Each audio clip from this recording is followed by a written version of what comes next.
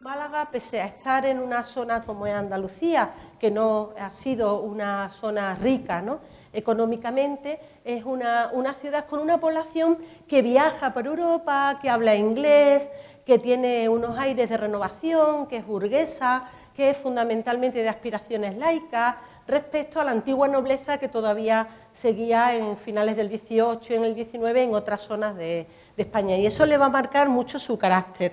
En todo el siglo XIX, la imagen que siempre se proyecta de la ciudad es la vista desde el mar hacia el interior, y ahí siempre se ve el edificio de la antigua aduana portuaria, que esté hoy en día nuestro museo, bueno, pues con un tamaño impresionante respecto al caserío del centro, compitiendo un poco con la catedral de la ciudad, y como un edificio bastante emblemático, aunque entonces con otra ocupación.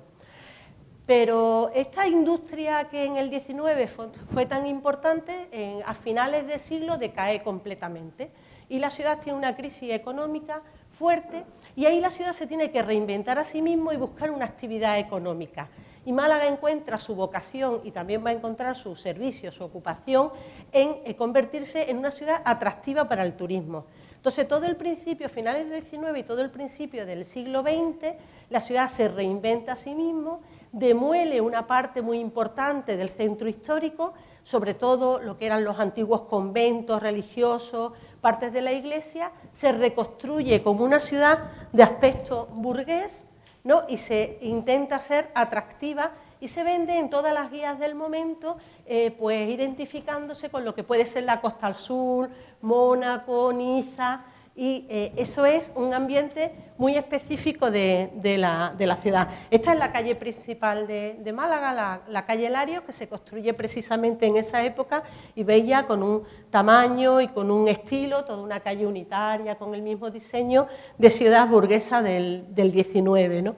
En ese momento también es característico allí un fuerte impulso de intelectuales vinculados a la República Española, a política de izquierda, liberal, que es la antesala del estallido después de la Guerra Civil, y muchos de estos poetas, artistas plásticos, bueno, pues esta es la generación de 27 en la que estaba Federico García Lorca. Nosotros de Málaga es José Moreno Villa, que después, junto a otros de estos intelectuales, emigraron muchos de ellos a México en el estallido de la Guerra Civil. Entonces, es una ciudad de alguna forma culta, progresista, idealista, ¿no? en su invento, cosmopolita, ¿no? Una ciudad abierta a todo lo que viene de fuera. Y en ese ambiente, de ese modelo de ciudad, es precisamente donde se crea el museo del que yo voy a hablar, que se aparecen como dos museos diferentes, uno de arqueología y un museo de arte, pero con esa vocación de la ciudad que se quiere inventar a sí mismo. Y es curiosa la propia aparición de los museos, porque en España los museos de Bellas Artes se crean a finales del siglo XIX, sobre todo aprovechando que las leyes españolas, que allí se llaman de desamortización, que habían ordenado la demolición o que pasaran al poder civil los conventos y las órdenes religiosas, pues con todas las riquezas de cuadros, esculturas, de bienes muebles que tenían esos conventos, se hacen públicos en museos. Pero cuando Málaga tiene que hacer ese mismo discurso, ese mismo proyecto, Málaga no quiere, porque no tiene interés en musealizar un arte religioso de los siglos XVI, XVII y XVIII. En esa vocación de la ciudad que se quiere presentar con un ambiente de modernidad, Málaga inventa un museo de bellas artes en el que los que se exponen son pintores del momento. Se llama de arte moderno porque en aquel momento no se utilizaba la palabra contemporáneo, pero los mismos pintores del momento, que son los que después van a ser importantes, van a estar expuestos en el Museo del Prado, muchos de ellos estuvieron de profesores en las escuelas de Bellas Artes, se musealizan a sí mismos y con eso hacen un museo bastante parecido al ambiente y la renovación de la ciudad. De hecho, muchos de nuestros cuadros señeros en el museo pues están explicando esa misma historia y se pueden leer con ese mismo discurso. Aquí viene quizá una de las primeras decisiones que hizo el proyecto del museo. Hasta el momento de la renovación, el museo, cuando contaba sus colecciones, pues contaba en sí los objetos como objetos heredados del pasado. Entonces explicaba la arqueología romana, pues explicando quién eran los romanos, cuándo vinieron, qué hacían los romanos, o explicaba el arte del XIX, intentando demostrar cómo se pintaba en el XIX y qué intereses tenían. Cuando hemos hecho el nuevo proyecto, toda esta historia que yo he contado muy sintética, de una ciudad que se está reinventando a sí misma, que quiere ser moderna, que se está construyendo, lo hemos incorporado al propio discurso. De manera que muchas de sus obras y la propia institución tiene ahora una manera de entenderse distinta, pero no solo nos permite entender la historia de unas colonizaciones y unos pueblos que pasaron por nuestra ciudad, sino que nos permite entender cómo fue la propia ciudad de Málaga y cómo se fue construyendo un poco a sí mismo. Bueno, pues siguiendo con el recorrido de Málaga, en los años 50, años 60, la ciudad se convierte en la capital de la Costa del Sol. En España, de golpe allí se nos hace atractivo nuestra costa por ser el lugar de más interés para los turistas, en un momento que se reinventan o se inventan muchos de los tópicos, ¿no?, de la imagen tópica de España, vinculada al flamenco, vinculada a los toros, pero con un turismo muy atractivo, con muchísima afluencia, pero un turismo de sol y playa, para nada cultural, y que en la ciudad tuvo una consecuencia importante, porque se renovó muchísimo, hubo una gran política de construcción inmobiliaria, pero muy poco cuidada desde el punto de vista del urbanismo, ¿no? Y eso es una herencia pues, que todavía seguimos teniendo ahí. La Málaga actual sigue siendo una ciudad con vocación al turismo, sobre todo en los últimos años se ha hecho intensiva la política de cruceros y eso hace pues, que tengamos un número de visitantes, como veis ahí en la diapositiva, de turismo muy alto, ¿no? Y con ello también se está recuperando en la ciudad espacios como era el puerto. Pese a que la ciudad vive, como veis, el centro histórico justo a pie de mar, con todo el puerto delante, el puerto de Málaga siempre ha sido un puerto industrial. Málaga nunca ha tenido un paseo por excelencia al mar. Este es un proyecto muy reciente, de hace 5 o 6 años, que nos permitirá tener un precioso paseo con zona comercial, con bares, con restaurantes en el mismo mar. Entonces ha hecho permeable la relación de la ciudad con el mar y una de las renovaciones quizás más interesantes. Pero también es cierto que creo que la ciudad de Málaga está ahora en un momento complejo, ¿no? Es uno de esos momentos que los responsables políticos deben de pensar hacia dónde vamos, porque está completamente llena de turistas la mayoría de los días todo el centro histórico, la atracción de los museos, que es de lo que vamos a hablar fundamentalmente, ha sido un incentivo más, pero es una ciudad que ha dejado de tener comercio tradicional y todos son tiendas de souvenirs, que los alquileres son alquileres para el turismo. Bueno, y todos conocemos muchos casos, ¿no? Sobre todo en Europa son muy frecuentes, ciudades que, aquí también, ¿no? Claro, ciudades que mueren de éxito por el turismo, y en España pues el caso de Barcelona, o bueno, en el caso en Italia de Venecia, ¿no? Que además dejan de ser cómodas y habitables, dejan de tener un poco de calidad y se convierten en una ciudad souvenir, en el que el producto cultural ya se banaliza excesivamente.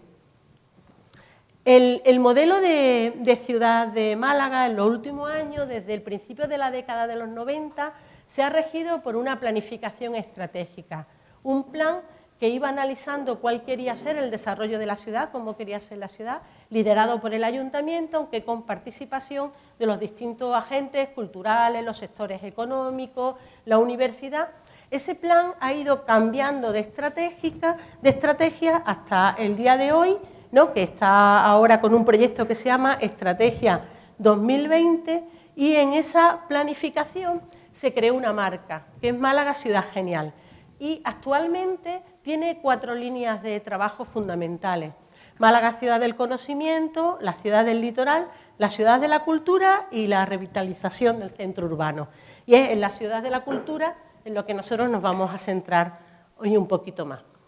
Dentro, además del ámbito del plan estratégico de la Ciudad de la Cultura, cuando nosotros inauguramos el museo en el 2016, el Ayuntamiento de Málaga dio a conocer una nueva marca. Ya no solo estaba Málaga Ciudad Genial, sino Málaga Ciudad de Museos. Es cierto que Málaga tiene actualmente una de las visitas más importantes a museos. De los turistas que pernoctan en las principales ciudades turísticas de España, pues un 80% de los turistas que duermen en Málaga visitan museos, porque ha habido una serie de circunstancias que en muy pocos años se ha creado un cúmulo de museos interesantes, museos con un gran apellido, con marca, de reconocido prestigio, más una cadena de casi 15 o 20 pequeños museísticos, pequeños museos, que es lo que le permite al ayuntamiento llamar a Málaga pues ciudad de museos. El que arrancó todo este proceso fue la creación en el 2004 del Museo Picasso Málaga. Este está ubicado justo enfrente de nosotros, en todo el centro histórico, junto a la catedral, junto al puerto, ¿no? En una zonita muy pequeña. El Museo Picasso Málaga fue un proyecto creado entre la Junta de Andalucía, el gobierno andaluz, y la familia Picasso directamente, Christine Picasso y Bernard Picasso.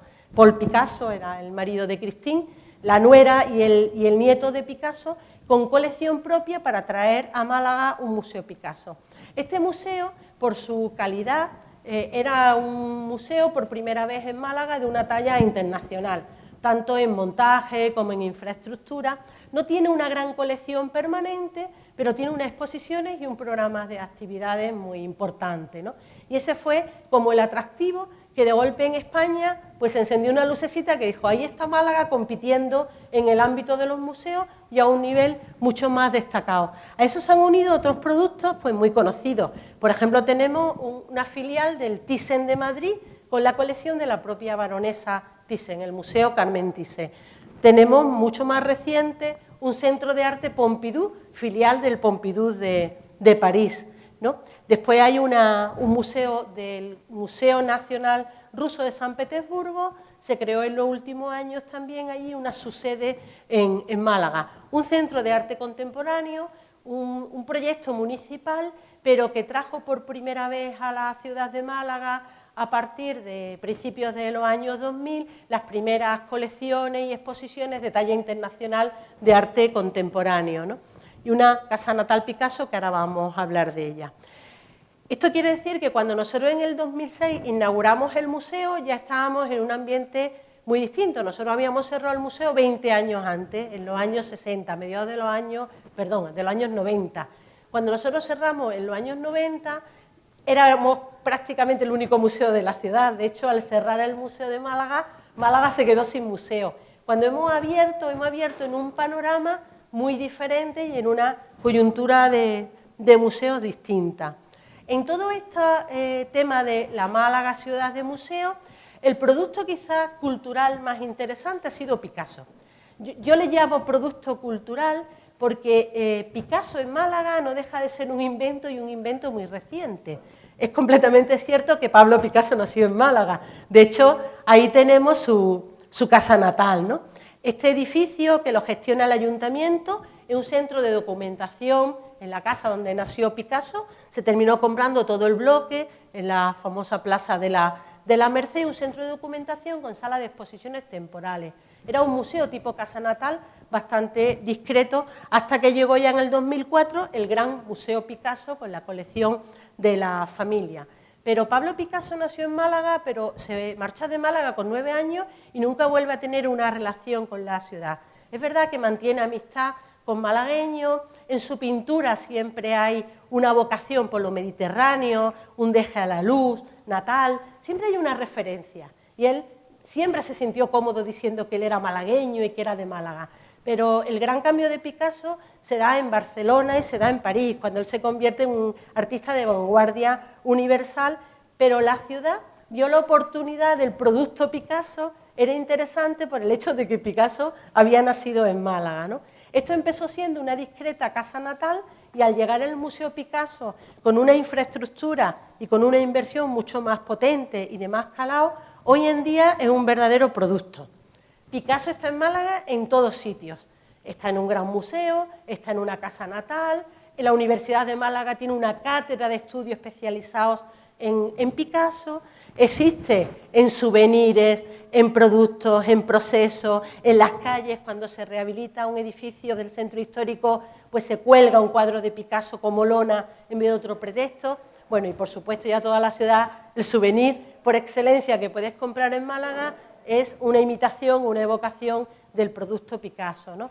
Creo que estos son temas bastante complejos. Yo creo que esto ya solo me podía parar y podíamos hablar largo y tendido sobre la creación de un producto cultural, sobre su autenticidad, sobre el interés que puede tener, la rentabilidad también que pueden tener estos productos. Lo cierto es que cuando este producto aprovecha una oportunidad, aprovecha una ocasión, pero consigue después infraestructura o una oferta cultural seria, de calidad, pues bienvenida sea. Desde luego a Málaga, llamarse Málaga Picasso, vincularse a esa marca, le ha venido muy bien, porque le ha cambiado. Málaga siempre ha sido una ciudad, a nosotros siempre se nos ha dicho de sol y playa, ¿no? A partir de esta apuesta por Picasso, la ciudad empezó a cambiar y empezó a tener un atractivo cultural. Hay una serie de coyunturas, empezaron a aliarse para que llegáramos a tener una ciudad de museo. Uno de los efectos más importantes que han tenido algunos de estos museos, sobre todo el Museo Picasso, el Museo Carmen Thyssen de la baronesa Thyssen y el Museo Pompidou, es que han conseguido revitalizar y cambiar toda una zona de la ciudad. Picasso está enfrente nuestra, junto a la catedral, pero en una zonita muy céntrica, pero muy marginal. se demolió todo, fue un proyecto controvertido desde el punto de vista del patrimonio, porque se destruía un ámbito de tejido histórico interesante, pero es verdad que ahí se ha creado ahora una zona que ha cambiado todo el entorno. Tanto Picasso como el Museo Thyssen llevaron en la creación de los museos como interés una estrategia que se llamaba entorno. En Picasso se llamó Entorno Picasso y en Thyssen se llamó Entorno Thyssen. De manera que el propio ayuntamiento ayudaba y financiaba parte de la rehabilitación y de la implantación de comercios que se quisieran implantar para la apertura de esos museos. De manera que se cambió el tejido comercial de la ciudad, se ha convertido la iniciativa, bueno, y zonas que eran, aunque en el centro histórico, bastante abandonadas y marginales, hoy en día pues se han convertido en zonas bastante atractivas y de interés, ¿no? Y eso es algo, el Museo Pompidou, que es el último que se ha inaugurado, se inscribe justo en la remodelación del puerto que yo os contaba, de este proyecto del puerto, está aquí, presidiendo el final de todo este paseo del puerto. Así abrimos nosotros, inauguramos el museo en 2016, pues con un verdadero, no sé si la palabra es muy de mi tierra, pero con un verdadero hervidero, ¿no? Con unos proyectos en ebullición, como todo cambiando y con una envergadura bastante importante. Nosotros habíamos arrancado el proyecto cuando Málaga apenas hablaba de museo ni hablaba de cultura, y cuando llegamos al final de nuestro proyecto, pues la situación era muy distinta. Fijaros solo ahora en el entorno del museo, solo he puesto los grandes proyectos, no los pequeñitos, pero el cúmulo de estrategias interesantes y de proyectos de gran interés, que además todos están muy próximos, ¿no? en el espacio de la ciudad. Y aquí se puede hacer un análisis de qué significa ser un museo en una ciudad de museos, cuáles pueden ser las fortalezas o las debilidades de este planteamiento, ¿no? Lógicamente, fortalezas hay muchísimas, porque ahora mismo a la ciudad de Málaga vienen muchos turistas, incluso nacionales, y es muy frecuente oír a personas que decir, pues en tales fiestas me iba a ir a Londres, pero pensé, ¿por qué no me voy a Málaga? Que hay muchos museos que ver. Hombre, eso es un antes y un después para nosotros.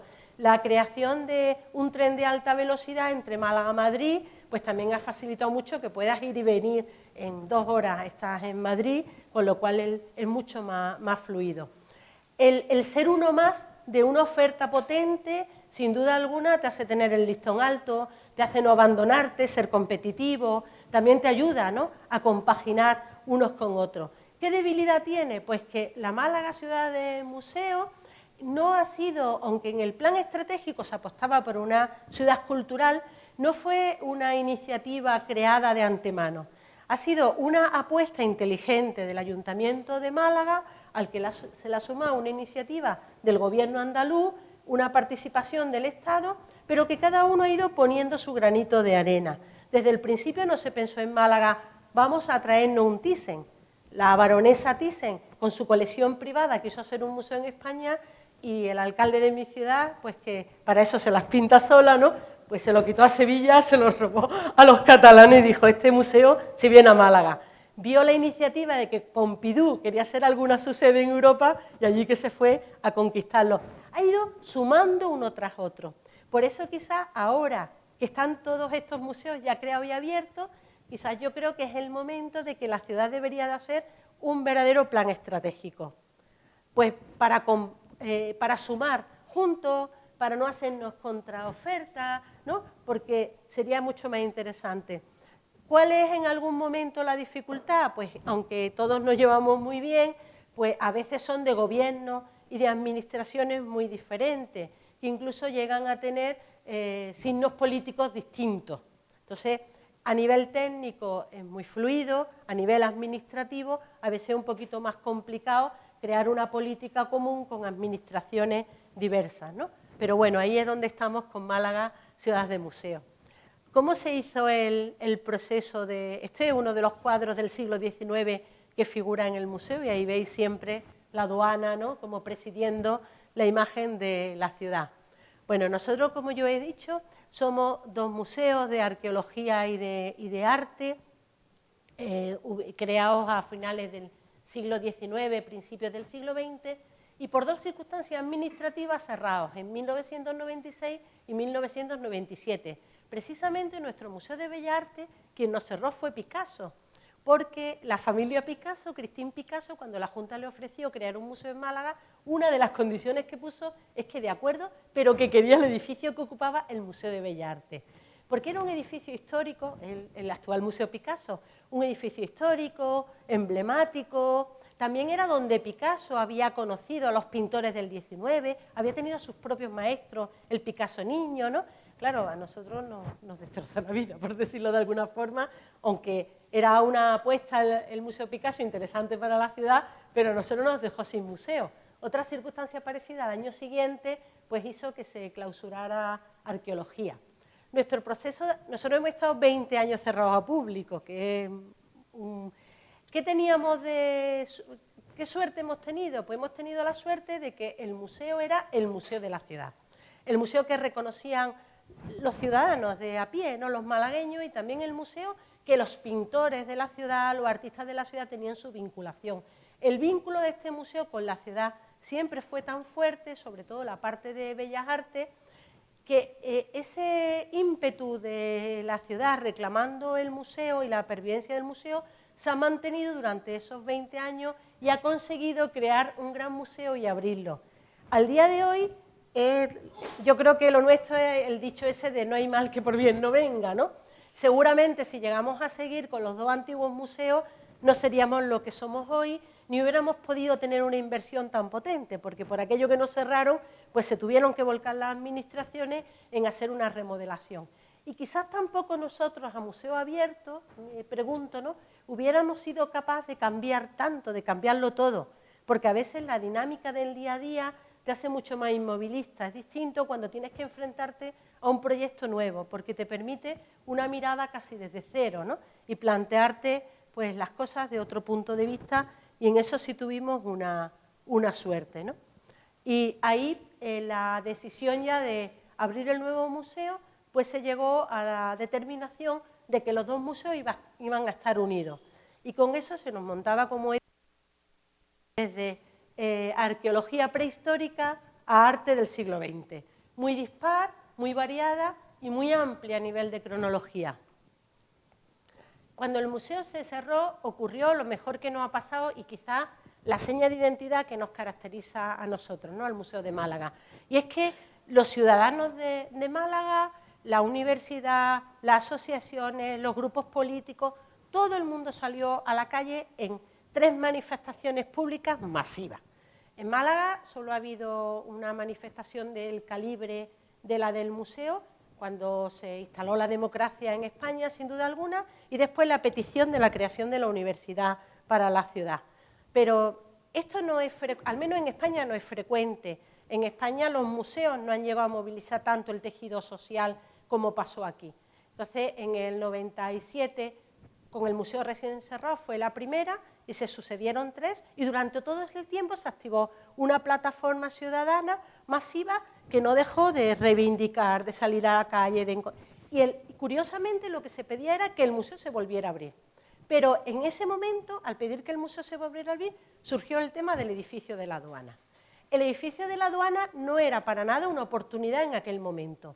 No lo era porque el edificio que nació como aduana del mar en el siglo XVIII, muy pronto fue sede administrativa de las administraciones de Hacienda, del gobierno, pero se instaló allí desde finales del XIX, se instaló el gobierno civil de la ciudad, la representación del poder con toda su administración, y eso seguía en uso.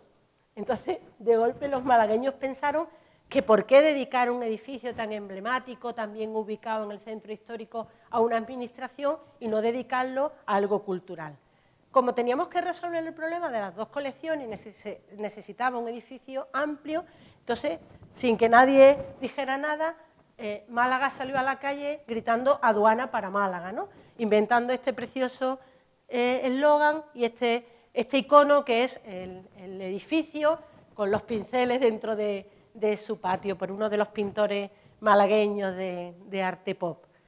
Y aquí salimos todos. Yo salía a la calle con mis hijos pequeños diciendo aduana para Málaga, cuando yo no tenía ni idea que iba a trabajar en este museo, ¿no? Yo entonces me dedicaba todavía a patrimonio. Y esto hizo además que se creara una asociación de amigos muy interesante, porque con un museo 20 años abierto, actualmente tiene 1080 socios. Y esos socios se han mantenido con una paciencia infinita, 20 años del museo se hace en la aduana, no se hace en la aduana, el transcurso de una obra, un proceso como muy largo. Esto yo personalmente creo que es lo que más nos identifica, porque un museo que se abre finalmente trasladando al gobernador de la ciudad y a todo el gobierno de la ciudad, poniendo de acuerdo al Estado y a la comunidad autónoma, que eran políticamente de dos signos contrarios, en que la aduana era para el museo de la ciudad, eso es una responsabilidad tremenda, porque cuando en 2006 abrimos el museo, toda Málaga tenía la sensación de que eso era suyo. Bueno, que es lo mejor que le puede pasar a un museo, ¿no? Todo el mundo entraba allí como diciendo, es que yo esto, es que mire usted, yo salí a la calle a pedir. Entonces fue como una conquista, ¿no? Y eso es algo muy interesante.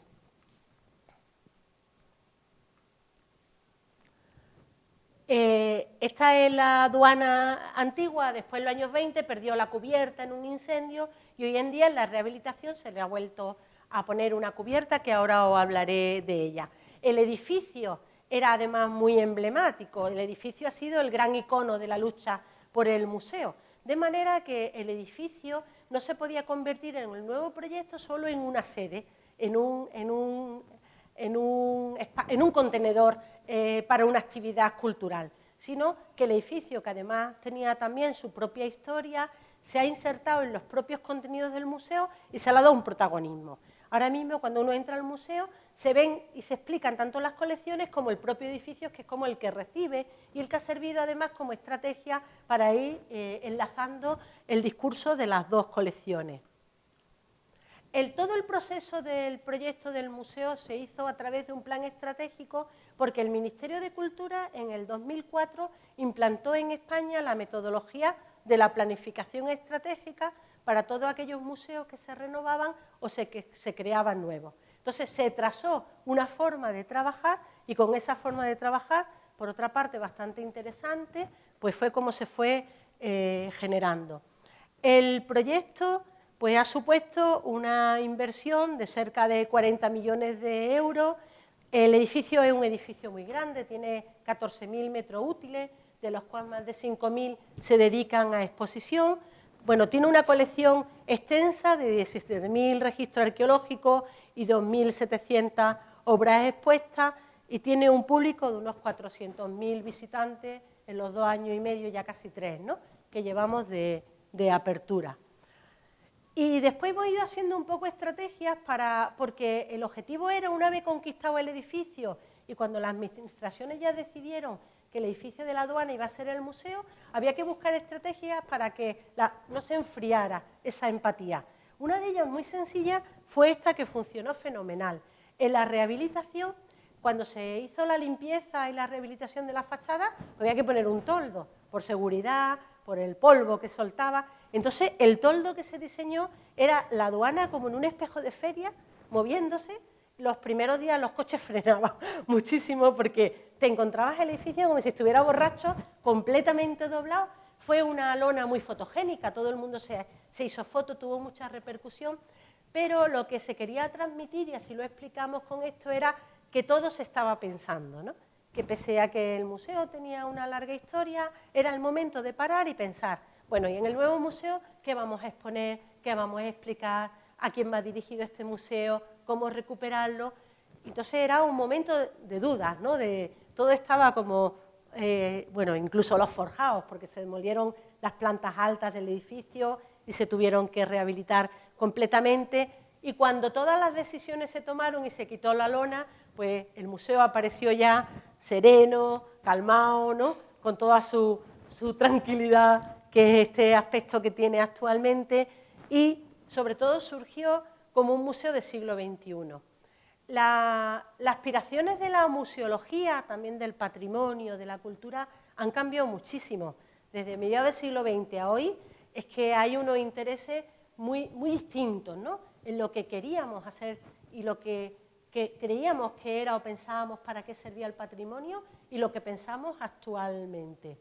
Nosotros hemos vivido ese proceso directamente. Nosotros cerramos en el 96 2 museos que en Europa eran museos del siglo XIX, concebidos con el pensamiento de museos del siglo XIX, de museos tradicionales, ¿no? Y hemos abierto un museo que ya no tiene nada que ver en su objetivo, en su forma de expresarse, porque es precisamente ya un museo moderno, ¿no? Y este quizás es uno de los aspectos más interesantes, ¿no? ¿Qué son actualmente los museos? ¿Qué se quiere que sean? ¿Qué se quiere que sea el patrimonio? ¿Para qué sirve toda esta locura que nos traemos entre manos, toda esta dificultad de inversión, de mantener instituciones, de conservar patrimonio? ¿Para qué? ¿Por qué? ¿Con qué objetivos, ¿no? En Europa, al menos, a mediados de los años 60, hubo una crisis importante y uno de los pensadores fundamentales, que es Teodoro Adorno, se planteaba que los museos ya no tenían sentido. Porque de alguna forma los museos aburrían, porque lo que se veía, lo que se contaba en los museos tenía muy poco que ver con las aspiraciones del mundo contemporáneo. Solo hablaban de historia, solo hablaban de pasado, pero no hablaban de las inquietudes del presente, ¿no? Toda Europa a nivel internacional reaccionó un poco a eso, sobre todo con la UNESCO al frente. La UNESCO, a través del ICOM y del ICOMO, que son sus dos organizaciones de patrimonio y de museo, a mediados del año 60 se planteó un cambio de concepto muy interesante. El cambio vino por la incorporación al modelo de patrimonio del concepto de cultura. Y a partir de ahí, pues de los proyectos de los ecomuseos, la aparición del patrimonio mundial, ¿no? El patrimonio de la UNESCO. Ese patrimonio de la UNESCO, con un nuevo concepto de cultura, ya no solo se iba a fijar en los elementos relevantes de la historia del arte, en las obras singulares de la historia, sino que incorporaba también con el mismo valor y el mismo rango todos los elementos de la cultura, pero también de las tradiciones, de la cultura popular. Entonces, ahí empezaba un antes y un después, que ha tenido mucha repercusión, y al museo llegó dando un cambio muy importante.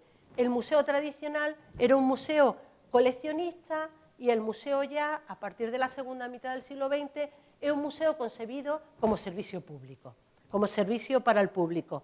Y se hizo este trasvase. A los museos antiguos les interesaba el objeto. A los museos actuales nos sigue interesando el objeto.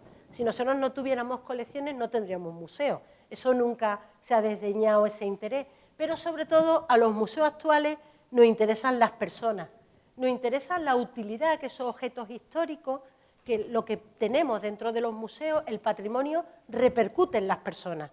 Y ya no solo el que el objeto se pueda conservar durante un largo tiempo, se conserva para algo, ¿no? No se conserva por conservarse. Y en esto ha venido un poco, a partir de ahí, se fueron trazando una serie de paradigmas de trabajo con el concepto de bien cultural, el concepto del patrimonio como recurso económico y como recurso social, los temas de la sostenibilidad, la identidad cultural, la autenticidad, la diversidad cultural, el paisaje cultural, la inclusión social, las políticas transversales. Hemos ido trabajando en temas diferentes, todos pensando en este cambio de paradigma que abordaba la cultura, el patrimonio y el museo desde mediados del siglo XX, ¿no? Y ahora pasan cosas como esta, y bienvenidas sean, ¿no? Yo no sé si aquí posiblemente este cambio se ha dado anteriormente y ha sido más natural. En Europa no lo ha sido. En Europa los museos se preocupaban de las grandes piezas de la arqueología y de las grandes obras de arte. Esta es la sibila de la Capilla Sixtina de Miguel Ángel. Cosas como estas eran dignas de ser llamadas patrimonio y eran dignas de estar en los museos. En los nuevos museos y en el nuevo concepto de cultura, pues cosas también como esta. Estos son una cantadora flamenca malagueña. Yo he puesto un ejemplo de mi tierra, ¿no? La Niña de los Peines. Pues los registros sonoros de la Niña de los Peines se ha protegido como bien de interés cultural y hoy en día en España y en Europa tienen el mismo rango de protección y el mismo concepto de patrimonio que las grandes obras de arte. Este fue nuestro gran cambio de paradigma, ¿no?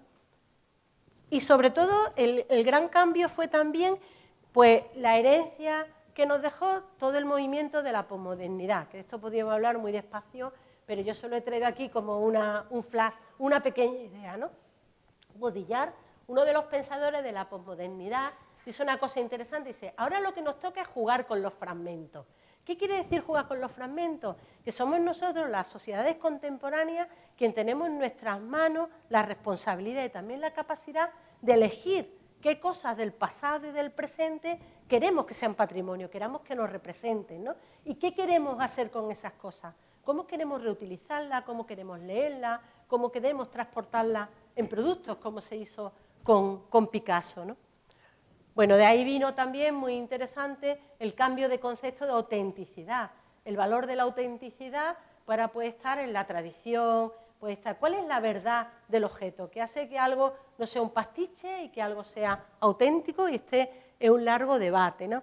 Lo cierto es que, aunque parece casi curioso, hoy en día sigue haciéndose esta pregunta está completamente vigente, tan vigente como que ahora os voy a contar un caso de este mes, vamos. ¿Qué es un museo? Y siguen apareciendo libros que se llaman así. ¿Qué es el museo? Bueno, el museo deberíamos de saber ya lo que es. Llevamos ya siglos de museo, ¿no? El ICOM, la UNESCO, hizo en el 2007 esta definición de museo. Y con esta definición de museo, todos los países a nivel internacional la han ido incorporando a sus legislaciones de patrimonio, a sus legislaciones de museo. Y esa es una definición ya moderna, tampoco era una definición antigua, que se hablaba sobre todo que el museo tenía un fin de educación, de estudio, de deleite, que había patrimonio tangible e intangible, ¿no? Que habla de la humanidad y de su entorno, que conserva, investiga, transmite, expone. Una definición que todos compartimos y con la que todos estamos cómodos.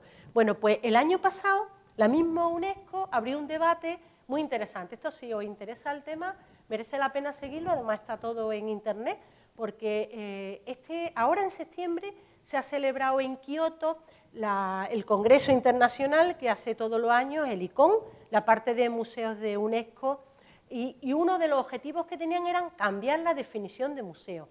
Y para eso se abrió una página en la que cualquier país, cualquier organismo o cualquier persona o cualquier profesional podía proponer una definición de museo. Se llegaron a 300 y pico de propuestas de definiciones que están todas colgadas en la red y con esas definiciones se consensuó una, que es esta que yo os traigo aquí, que no nos vamos a detener mucho en ella, pero ahora en estos días se tenía que haber votado esta definición de museo, que es la que iba a cambiar la definición del 2007 de museo.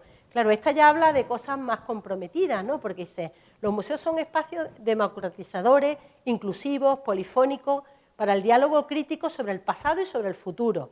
Reconocen y abordan los conflictos y los desafíos del presente, salvaguardan memorias diversas, igualdad de derechos, igualdad de acceso al patrimonio, son participativos y transparentes, trabajan en colaboración activa con y para diversas comunidades y amplían las comprensiones del mundo, me voy saltando, con el propósito de contribuir a la dignidad humana, a la justicia social, a la igualdad y al bienestar planetario.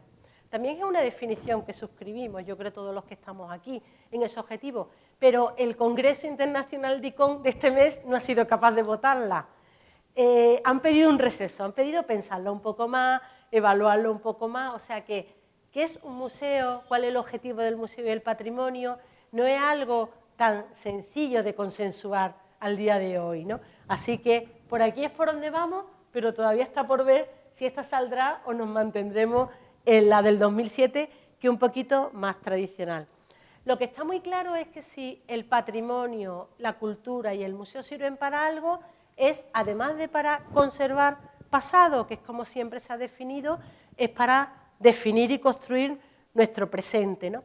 Por eso, una de las cosas más interesantes es que cuando los museos al día de hoy tienen que definir su objetivo y tienen que explicar cuál es su gran misión, ya no dicen que el objetivo sea conservar, educar, difundir, transmitir, porque eso es obvio, eso está en la propia esencia de la palabra museo, sino que todos trabajamos en la cultura para alcanzar unos objetivos estratégicos que además son compartidos. Entonces, temas como la memoria histórica, la inclusión social, la participación, la diversidad, la tolerancia, la sostenibilidad medioambiental, la paz. Esos son los grandes objetivos que hoy en día persigue la cultura y persiguen las instituciones museísticas. De manera que la institución museo y las colecciones se han convertido en un instrumento para alcanzar estos objetivos.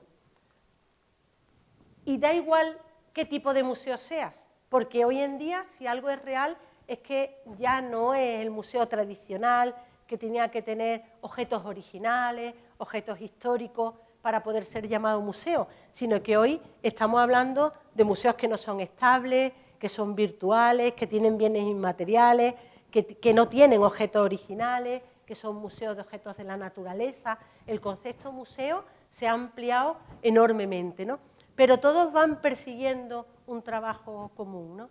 En noviembre del 2018 se celebró aquí cerquita, en Quito, se celebró el encuentro de Ibermuseo. Y el encuentro de Ibermuseo abordaba cosas tan interesantes como cómo revisar y construir el concepto de nación a través de las colecciones de museo, ¿no? Que es un debate interesantísimo. O ahora se ha celebrado en mayo en Sarajevo, hay unos premios en Europa, del Consejo de Europa, que se llama Museo Europeo del Año, que nosotros estuvimos nominados, no ganamos finalmente, pero estuvimos entre los 19 nominados a ese premio. Y en Sarajevo se planteaban cuestiones como estas. El museo que ganó era un museo parque de la ciencia, no de colecciones, no de objetos, sino museos que son sobre todo de conceptos. Y el premio se celebró en Sarajevo porque el año anterior el premio lo había recibido el Museo de la Guerra de Sarajevo, que es un museo muy interesante porque es un museo sin grandes instalaciones, sin grandes colecciones, en los que las personas que vivieron la guerra de Sarajevo, de Bosnia, han aportado objetos personales y a través de esos objetos personales cuentan su propia vivencia de la guerra, ¿no? Y con eso la transmiten a otras generaciones. Hasta cierto punto son museos cuyo interés ya está más en el concepto, en la ideología, en lo que transmiten, en lo que es capaz de mover a la población y transmitirle a la población, que solo en tener o no tener un objeto valioso, un objeto histórico, no es imprescindible. Bueno, pues nosotros sí somos un museo de colecciones históricas, ¿no? Somos un museo de bienes culturales, sobre todo, pero sin duda alguna, cuando tuvimos que plantear el nuevo museo, tuvimos que buscar también como objetivo que el objetivo ya no fuera que el público pudiera ver esas colecciones, sino hablar de diversidad cultural, de memoria histórica, de identidad, innovación, participación y sobre todo de patrimonio. Estos han sido los ingredientes fundamentales de la misión del Museo de Málaga. Hicimos por eso os contaba al principio lo de la historia de la ciudad y la historia de los museos, porque nosotros teníamos el reto de dos colecciones, unificarlas de alguna forma con un discurso coherente. Y ese discurso lo encontramos explicando precisamente cómo había sido la historia de la ciudad en el siglo XIX, toda esa intención de convertirse en moderna y cómo los museos arrancan ahí. Entonces, esa propia historia de la ciudad nos ha servido para vertebrar los nuevos contenidos del museo. De manera que, además de aprender de colecciones históricas, el museo permite una reflexión sobre la propia historia, ¿no? Sobre la trayectoria de la ciudad de Málaga. Bueno, es un museo sencillo en los recursos, no tiene grandes recursos digitales, sí recursos digitales que aprovechan el contexto de las colecciones para plantear cuestiones actuales. Cuando estamos hablando, por ejemplo, de la prehistoria, del paleolítico, que hubo un cambio climático muy importante en nuestras colecciones, pues nosotros hacemos un audiovisual con el que planteamos el cambio climático, de manera que los escolares que vienen desde la prehistoria podemos enfrentarlos a temas como cambio climático o a temas de identidad de la ciudad, ¿no? Y así se van aprovechando o hacemos explicaciones de cómo se recupera el patrimonio desde que un yacimiento arqueológico se descubre, se excava, se investiga, se restaura, se musealiza, cuál es la cadena operativa. Y eso nos sirve también un poco para ir un poco explicándolo, ¿no? La importancia de la aduana en el discurso. Hay recursos después que son solo de sensibilidad, ¿no? Y son muy sencillos, pero funcionan muy bien. nosotros tuvimos que, o queríamos recuperar, dotar al edificio de nuevo de una cubierta que se había quemado en los años 20 y se decidió hacer una cubierta, un tejado con la misma inclinación y el volumen de la anterior, pero ya se ha hecho con una teja nueva. La teja es una teja de 60 por 90, muy grande, de aluminio, y lleva grabada una vista de la propia ciudad de Málaga con el edificio histórico, todas las tejas iguales, ¿no? Bueno, pues es un recurso de que tienes que hacer una cubierta, tienes que diseñar una teja, pero la teja te sirve de reflexión histórica de cómo fue el propio edificio, ¿no? Lo mejor que pasó es que pudimos de alguna forma dar una respuesta a todo ese gran movimiento que había habido en la ciudad de recuperar el museo, pero eso también nos enfrenta a un reto muy importante. El museo es un museo muy bien instalado, con muy buenas colecciones históricas, ¿no? Un museo potente en imagen, pero que no es nada si ahora no somos capaces de hacerlo accesible y que se encuentre a gusto todos aquellos que reclamaron que quería que el museo se abriera. Entonces, estamos haciendo estrategias, aunque nosotros somos un museo costoso de mantener, porque el edificio es muy grande y las colecciones son muy amplias. Después tampoco no tenemos grandes recursos para actividades, no somos exagerados, hombre, no somos de una magnitud de primera, ¿no?, en eso. Pero sí estamos haciendo muchas estrategias para que el patio, desde que se inauguró, funcione como una plaza de la ciudad. Ese es nuestro interés. Entonces, uno entra al interior del museo, al patio, sin que nadie le diga nada, sin tener ticket, y hay mucha gente que directamente se viene allí al patio, se pone a leer, entra, sale. Eso a lo mejor en otros contextos es frecuente. En España en los museos no es frecuente, ¿no? Si uno visita el museo paga entrada y después ingresa dentro del museo. Y entonces estamos fomentando todas las actividades que crean ese ambiente de ciudad en el patio, como los domingos por la mañana tener un concierto, como actividades escénicas, todo eso, y lo vamos haciendo con alianzas unos con otros. También utilizamos recursos, zonas de descanso, para hacer proyectos. Esto es una relación del museo con lugares patrimoniales, bien sean museos, yacimientos arqueológicos, que son visitables en la provincia. Ahí en esa lámpara grande dice, continúa tu visita. Y con cada uno de los que aparecen en esa foto tenemos un convenio de colaboración de alguna forma. Entonces son proyectos de relaciones hacia el exterior que al final se materializan en una zona de descanso y se explican también de una forma fácil de explicar, ¿no? La identidad de algunas de las colecciones.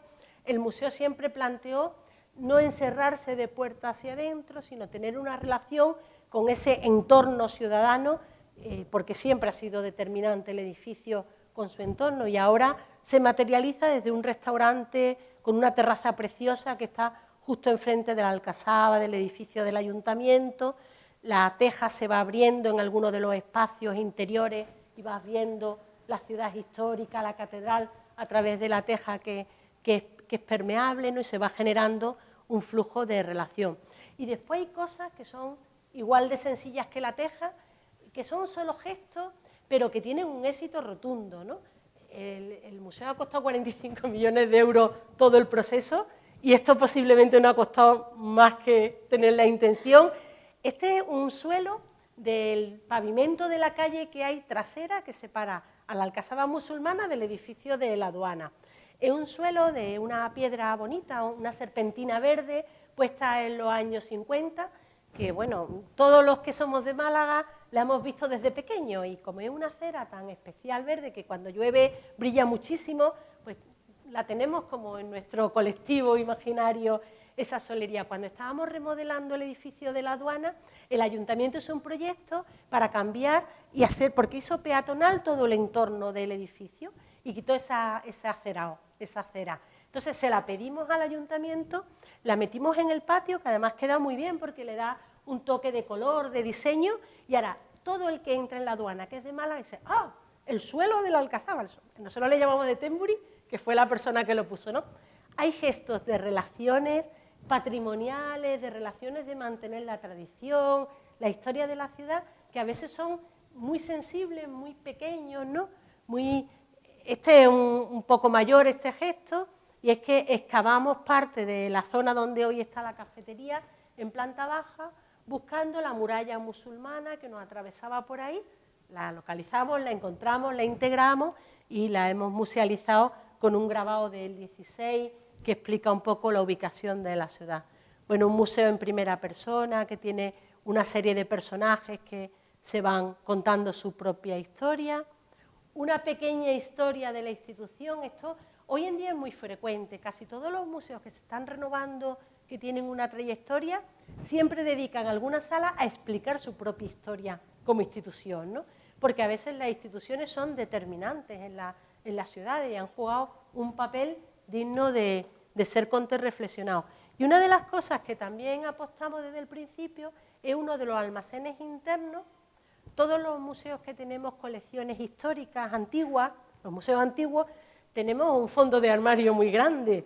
En realidad tenemos un 20, un 30, un 40% expuesto y casi un 70 o más guardado en almacenes, para temporales. Nosotros le propusimos al Ministerio de Cultura, porque el proyecto lo hemos hecho con el Ministerio, le propusimos uno de los almacenes abrirlo directamente a público. Y funciona fenomenal, porque esa sensación siempre de ver lo que no se puede ver, pues está muy bien. También el almacén, como en el almacén no hay un discurso, no hay un relato, no llega una secuencia a las piezas, no están ordenadas, con una cronología, ¿no? por época, pues realmente está más por criterio de conservación. Están las cosas almacenadas por cómo vienen bien encajarlas en un almacén. Ahora nos permite hacer proyectos un poquito más innovadores. En los museos siempre hablamos los especialistas, los que contamos qué hay que ver y los que le decimos al público que tiene que saber del museo, siempre somos los especialistas, ¿no? Siempre ha sido así. Entonces, aquí en el almacén estamos empezando un proyecto en el que estamos invitando a todo el que quiera explicar una pieza. La vamos a poner además con un código QR, que eso no tiene gasto alguno, pero nos están haciendo contribuciones pues desde catedráticos de la universidad, que siguen siendo los grandes especialistas, hasta personas de a pie que tienen una relación personal o emotiva con una pieza porque la conocieron, porque tienen un relato familiar, ¿no? Y una forma también de ir cambiando cómo se construye un poquito el conocimiento. Y después los museos también tenemos, unos más y otros menos, pero todos tenemos un poco el compromiso de intentar, si no dar respuesta, al menos hacer preguntas sobre momentos conflictivos de la historia. Y también dejarle al visitante muy claro que la historia, lo que contamos, no deja de ser una construcción social y que, por lo tanto, lo que nosotros contamos va a ser cambiante. Son opiniones, irán cambiando en el tiempo, ¿no? Se debe de entrar en un museo, yo creo que se debe de salir con más respuestas con más preguntas que respuestas en lo suyo, ¿no? Porque las respuestas son algunas ciertas y estamos de acuerdo en ellas, pero no dejan de ser una opción. Entonces, hemos hecho algún recurso, no me voy a detener en estas cosas, después si queréis la hablamos más despacio, pues para abordar algún momento más conflictivo, ¿no? Y cómo se puede, es un museo accesible, no tiene barreras arquitectónicas, tiene en cada sala un espacio con réplicas para invidentes. Esto España ahora, en el Ministerio de los museos que dependemos del Ministerio, todos los que se van renovando, pues ya van teniendo esta serie de recursos, ¿no? Los audiovisuales que tienen sonido se adecuan a los audífonos y eso también permite pues trabajar. Y el gran reto sigue siendo la participación. Cómo hacer un museo participativo, cómo hacerlo casa de todo el mundo, ¿no?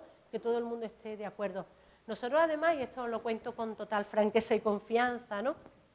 El Museo de Málaga vive o convive en un ambiente de museos importantes, un Museo Picasso, un Museo Thyssen, un Museo Pompidou, son museos con muchísima marca. Cuando los cruceros llegan a la ciudad, a nosotros nunca nos eligen en primer lugar, porque nosotros nos llamamos Museo de Málaga, y es como, ¿no? Como, bueno, esto va a ser el producto local. Es verdad que después tanto las instalaciones como los contenidos, pues son una sorpresa, ¿no? Pero es verdad que es un museo, pero nosotros no tenemos un interés, bueno, el museo es para todo el mundo, pero nuestro foco, nuestra esencia, no son los turistas. Todos los turistas que quieran venir, pues seguramente la reflexión les va a servir y bienvenidos son. Pero a nosotros lo que nos interesa sobre todo es la identidad de la ciudad, porque este es un museo que está reflexionando sobre su propio patrimonio, sobre la propia historia de la ciudad y por lo tanto con quien tiene que conectar bien es con los habitantes de la ciudad. No sé aquí, pero al menos en Europa o en España es difícil mantener a un público fiel a unas actividades o un museo, ¿no? Muchas personas cuando visitan un museo siempre dicen, ese ya lo he visto, ¿no?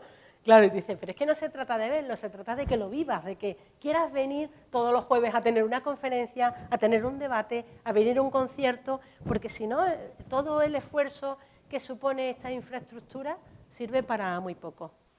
Y voy a ir ya terminando diciendo un poco que, en definitiva, lo que se plantea en los museos hoy en día, yo creo que, sobre todo, que los museos todavía siguen teniendo un principio de autoridad.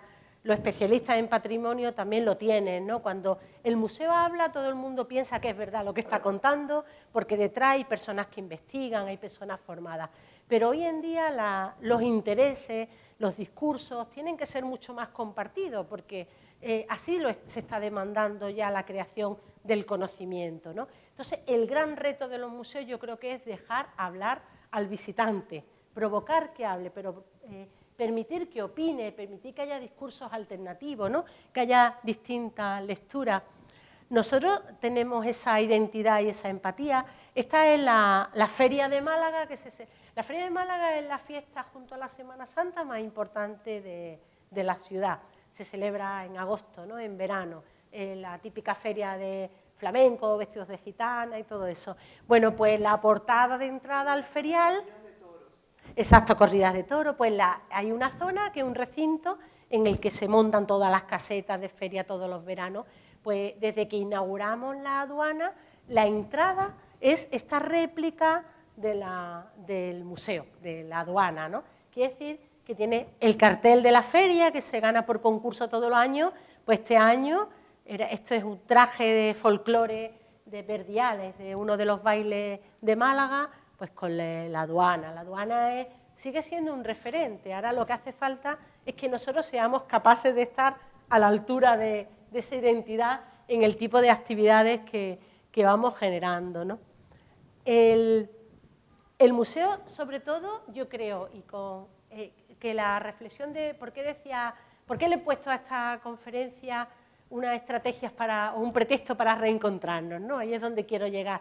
Yo creo que los museos al día de hoy también son productos como lo es el patrimonio, como es la cultura, que permiten sobre todo que el mundo sea mucho más habitable, ¿no?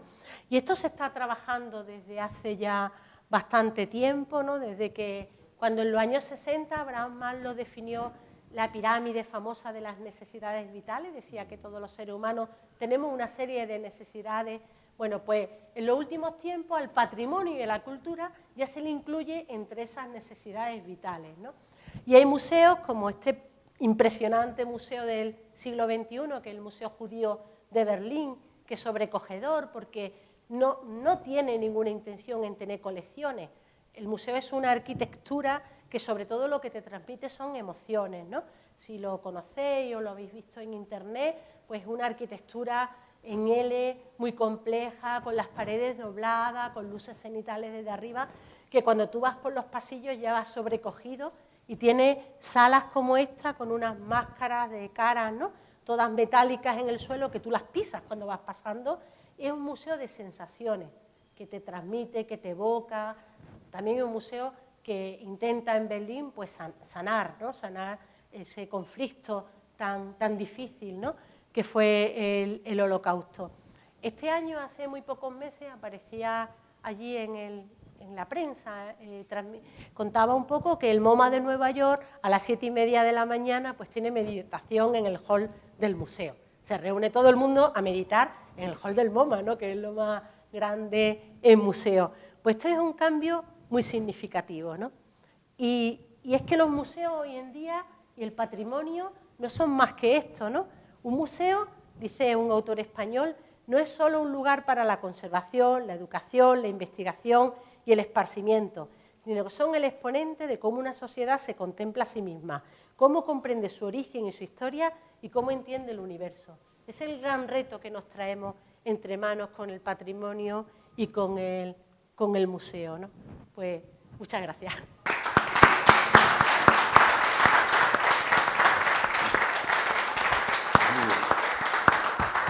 Aló. Buenas noches. Bueno, yo creo que para Filiberto y todos los del museo, los que están administrando el museo, van a administrarlo, es una lección muy importante de cómo tenemos que reinventarnos el museo en Barranquilla, el Museo de Arte Moderno y también el Museo del Caribe. Me llama poderosamente la atención el Museo Romántico también. Bueno, y también tenemos el Museo del Carnaval. Ya estamos también nosotros generando una pequeña red de museos, pero me llama poderosamente la atención es que hay un símil un poco entre Barranquilla y Málaga, ¿no? Porque de todas maneras Barranquilla es básicamente el siglo XIX. Sí. 1842, el Congreso Nacional nos permitió ser un puerto de exportación e importación, y precisamente Barranquilla se diferencia muchísimo del resto del país porque llegaron extranjeros, se volvió cosmopolita, también quiso ser moderna, se apartó de la iglesia, el etos católico pasó muy por encima y llegó por acá. Incluso el 9 de abril del 48 se quemó la iglesia, la que era. Entonces tenemos como un recuento histórico muy similar y también la fortaleza de la cultura. Es decir, hoy se está hablando de la economía naranja y el Caribe colombiano en particular tiene, digamos, signos que incluso la nación se está identificando con el Caribe colombiano. Por ejemplo, el sombrero volteado, que es de las culturas zenúes, es hoy en día el símbolo nacional. O sea que hay una gran fortaleza en construir esta identidad a partir de los valores que tenemos, ¿no? Entonces, eso me parece que significa, es un reto muy importante para nosotros, incluso la posibilidad también de hacer un producto cultural a Gabo es muy grande.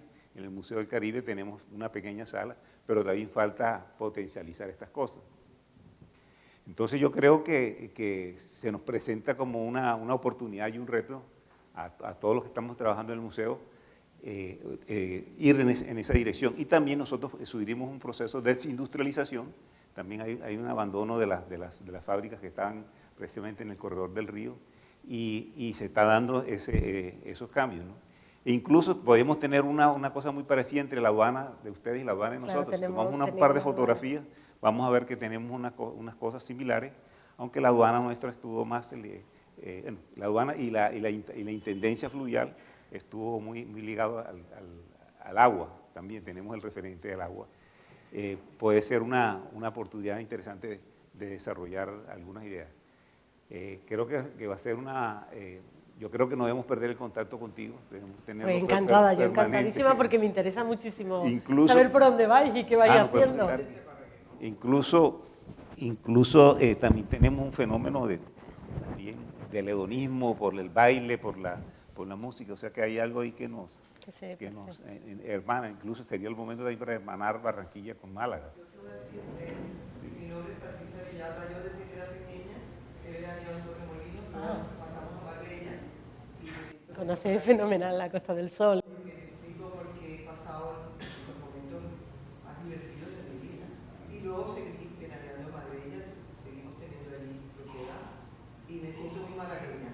Y la razón por la que fuimos fue porque mis padres allí se encontraban como aquí, como en Barranquilla. Ellos ya habían ido a vivir allí desde los años 50, vivían en Madrid y descubrieron Málaga y decían, pero si esto es como un poco para nuestro terruño. Y eran felices allí. Íbamos todas las Semana Santa, fuimos a todas las procesiones, maravillosas, y a veranear y fuimos a todas las ferias de Málaga y todas las corridas, no me acuerdo. Y la gente, a mí me recuerda mucho a la gente de aquí, porque es mucho más abierta que el resto de Andalucía, mucho más abierta.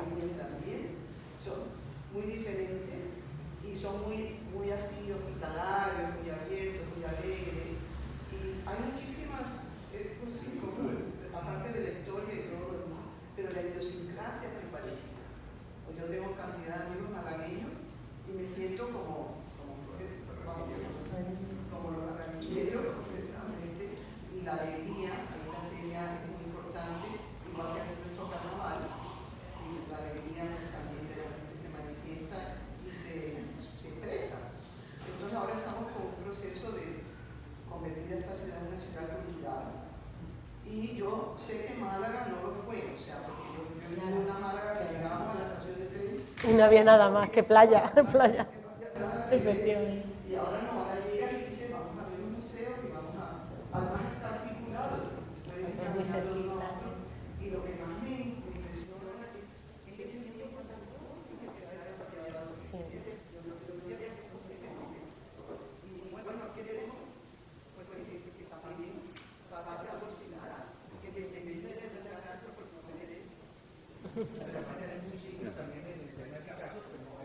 Ahora también.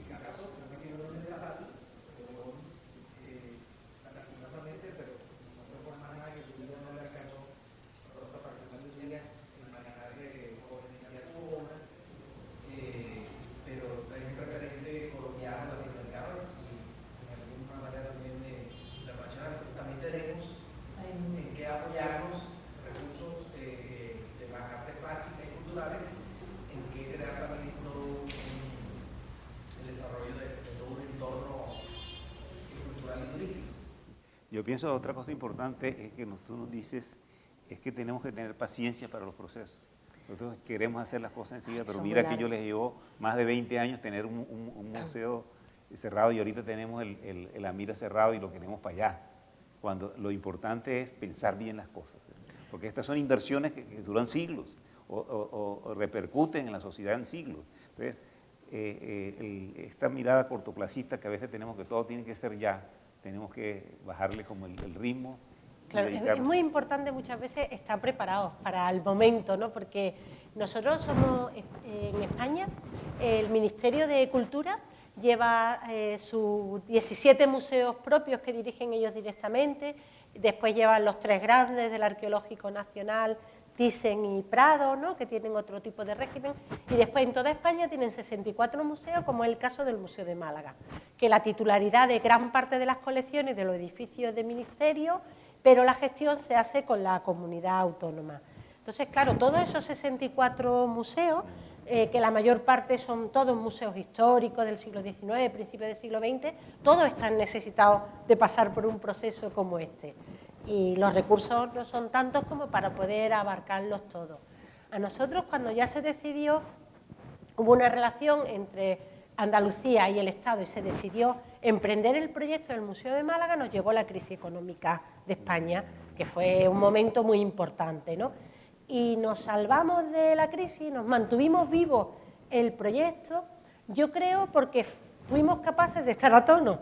Es importante que cuando te llega la oportunidad, el proyecto a nivel técnico, las decisiones y sobre todo las relaciones administrativas, que son complicadísimas, ¿no? Las relaciones, bueno, para expulsar al subdelegado del gobierno de la aduana, eso fue complicadísimo, ¿no? Hubo que habilitarle una nueva sede, convencerlos de... porque era el edificio más representativo que lo tenía el poder del Estado, que era lo normal también, ¿no?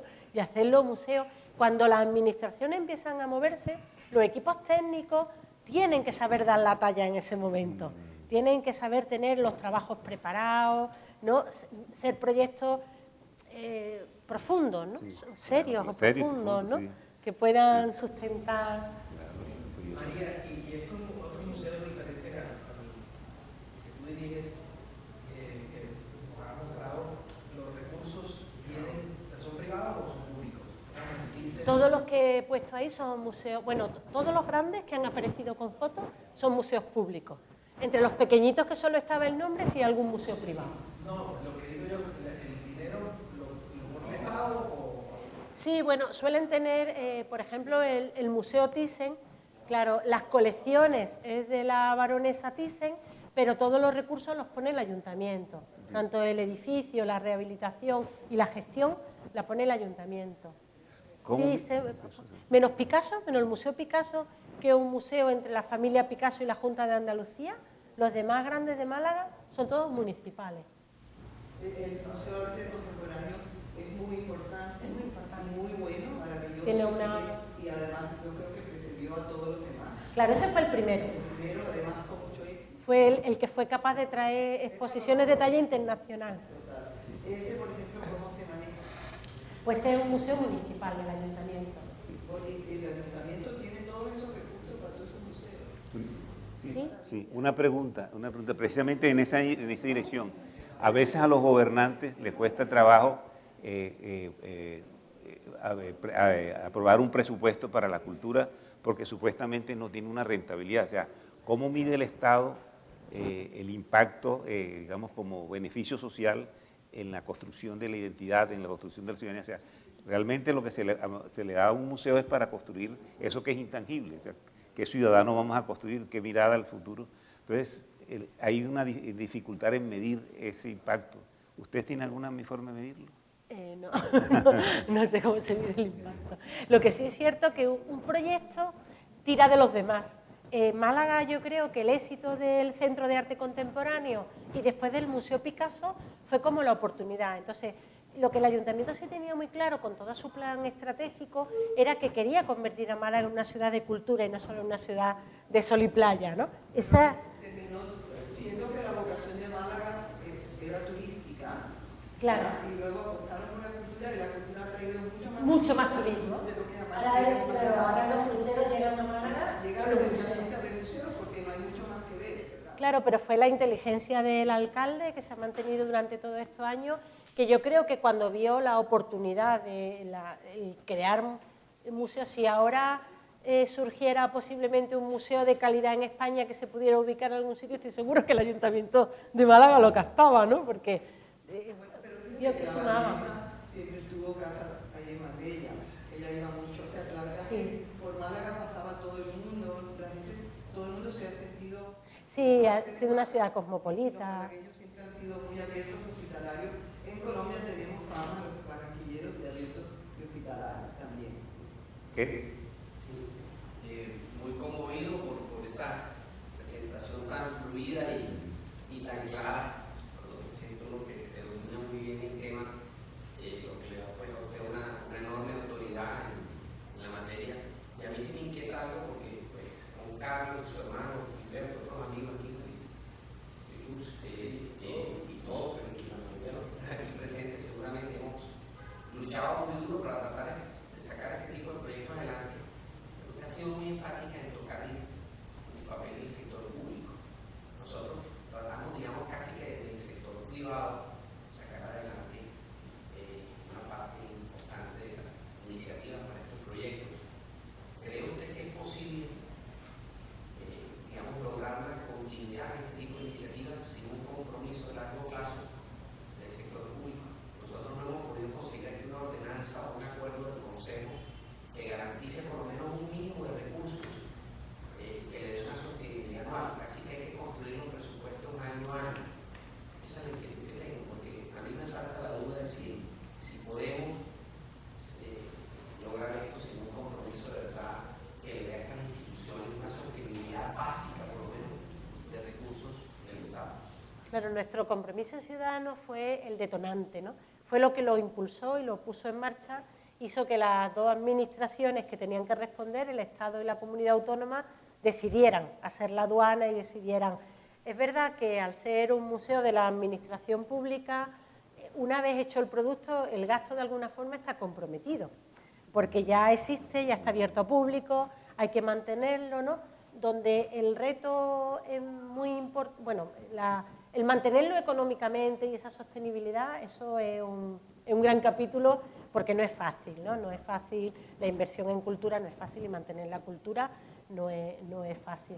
Pero lo que es un reto muy importante es mantener la actividad ciudadana, mantener la empatía ciudadana, ¿no? Eso yo creo que es el gran reto, el abrir puertas, el que el museo no sea un objeto de lujo, que solo unas pocas personas quieran disfrutar, que siempre son las mismas, ¿no? Sino que el museo sea un museo que cale en el tejido social. Y sobre todo, eso allí yo creo que es más complejo que aquí, ¿no? Yo creo que aquí hay más dinamismo, hay más compromiso, me da la impresión, ¿no? ¿No? ¿No?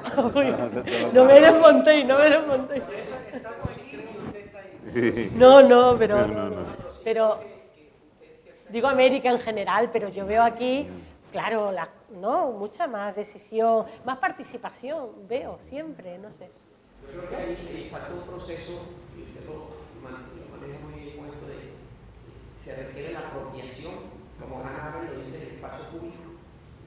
Realmente cuando hay una apropiación de un espacio común, se vuelve público. En la cultura única paso muy similar. Estos museos van a tener días en la medida en que la comunidad se apropie de ellos.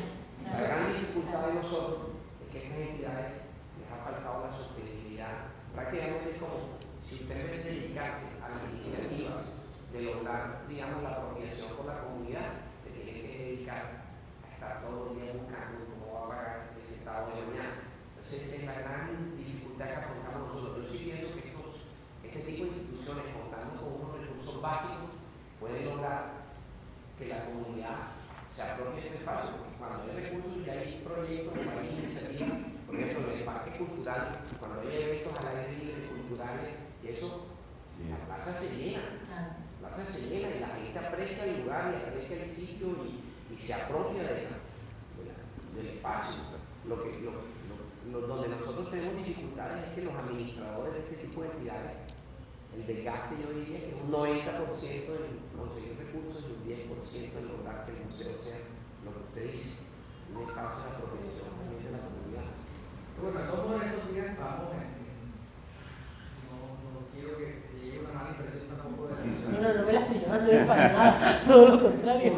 Porque sí hay una voluntad, o sea, ya hay unos, digamos, más fluidos y vamos el distrito de Barranquilla y la gobernación del Atlántico, estamos pensando en unos modelos para recibir estos edificios y mantenerlos. Como dice que, o sea, por lo menos que logremos eso y estamos en eso. O sea, lo que pasa es que venimos de hace mucho tiempo y que hay una para partida por estas cosas, pero ya se está empezando a dar el cambio muy lento. No es lo que queremos, pero está también a nivel nacional, el presupuesto del Ministerio no llega ni siquiera a los 200 millones de dólares. El Ministerio de Desarrollo, 600 millones de pesos. No representa nada. Entonces, y el Ministerio de Cultura colombiano no mantiene los museos nacionales, o sea, mantiene los que están en Bogotá. Los regionales no. Los regionales no. Exacto. Bueno, gracias a la invitación que nos hace hoy, porque ellos sí han sido el estandarte de la cultura de Colombia, el Banco de la República. Que haciendo toda esta convocatoria, ellos sí han mantenido sus firmezas en esa. Y creo que varios políticos han tratado de el banco que se desembarace de todo ese cosa y no ha podido. El banco está ahí fuerte en su actividad cultural que hace muy bien, pero como dice Carlos, o sea, aquí le caen encima, pero tienen que hacer las cosas como son. O sea, estos procesos, el dato que tenemos aquí, tiene que pasar por procesos a la Secretaría de Cultura, por permisos, unas cuestiones. Es más, lo están regresando. Estos coloquios que se han hecho es buscando qué nuevas cosas se requieren hoy. Ya no es el teatro, sino su entorno cultural alrededor de él, que quieren una sala de, no sé, Ya no son recintos, hoy en día se requieren atmósferas. Sí, atmósfera, entorno. Por eso yo creo que una pregunta que nos queda, tanto para ustedes para nosotros, es, porque nos sirve para la política pública, es poder construir esos indicadores que te decía. Si sabemos que el político sabe que apoyando la cultura tiene un horizonte, digamos, de repercusión política a más largo plazo, o que el bienestar se manifiesta, o sea, cuál es el indicador de felicidad o cuál es el indicador de identidad que genera una cosa de esa, pues podremos tener los argumentos para pedir dinero. Entonces, si ellos le ven una utilidad, pero sí yo creo que tenemos que empezar a construir indicadores de qué efectos tiene el museo en la construcción de identidad, en la construcción de vídeos y algo para medir. Sí, hay circunstancias que a mí, por ejemplo, en Málaga ya me llaman la atención. Es, por ejemplo, que los niños, ¿no?, en los periodos de vacaciones, pues ya en vez de a campamentos de otro tipo, van todos a campamentos de museo, a jornadas de museo, actividades de museo. Entonces siempre pienso, estos niños que desde pequeños su ocio lo están generando dentro del Museo Picasso, del Museo Thyssen, van a ser usuarios de museo a otro nivel. Es que cuando empiezan los periodos de vacaciones de verano y los padres todavía trabajan, que siempre quedan ahí unos meses, pues todos los niños de Málaga van a los museos, ¿no? Además de que van en las visitas escolares con muchísima fluidez, van los fines de semana, se llenan todos los talleres, pues yo creo que es muy normal para ellos estar teniendo ocio, no solo educándose, sino teniendo ocio en el museo. Eso seguramente en unas generaciones se va a notar. Eduardo, ¿ustedes hacen inventario de la gente que llega al teatro? ¿Al museo? Sí, se lleva Sí, eso es que por esos registros, por lo menos un registro contable que podemos nosotros. Oye, además, María, ¿qué problema tenemos en la ciudad también? O sea, no lo estoy criticando porque es nuestra esencia. Competimos con una fiesta como el carnaval y entonces ya eso, la gente tiene una percepción que esa es nuestra cultura, ese es nuestro mayor tema cultural. Entonces, no deja que las otras expresiones culturales tengan la misma atención que el carnaval. Luchar contra una fiesta magnífica, estamos muy orgullosos de ella y que hay que preservar, pero no podemos pensar que Barranquilla es un carnaval.